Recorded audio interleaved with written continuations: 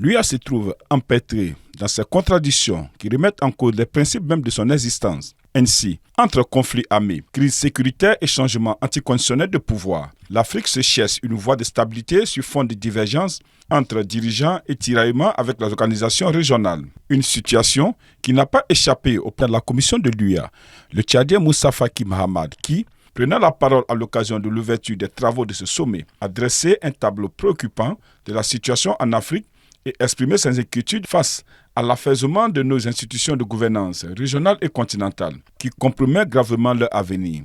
Comment peut-il en être autrement quand les transitions politiques au Mali, au Niger, au Burkina Faso par exemple, qui sont à couteau tiré avec la communauté économique des États de l'Afrique de l'Ouest, CEDEAO, ont fini par claquer la porte de l'organisation ouest-africaine pour évoluer dans l'alliance des États du Sahel.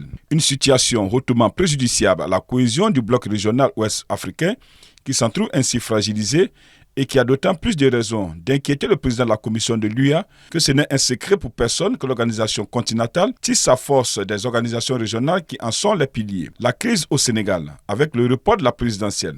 Macky Sall, président de l'UA en 2022, est aujourd'hui au centre de l'attention. Selon Caroline Roussi, directrice de recherche et responsable du programme Afrique à l'Institut de relations internationales et stratégiques IRIS, je cite, « Pour l'UA, c'est un désaveu complet. Elle se retrouve comme la CEDEAO en difficulté. » Fin de citation. Pour une institution dont les 2/3 du budget proviennent des sources extérieures, la question de son financement reste un enjeu majeur. C'est pourquoi, au-delà des questions politiques, le président de la Commission pense qu'il est temps d'y songer afin que l'Afrique compte sur ses propres moyens pour asseoir son autonomie financière si elle veut s'offrir les meilleures garanties de solidité de son édifice et pouvoir fixer ses propres priorités en vue de rester maître de son destin. Notre partenariat stratégique nous interpelle à plus d'un titre.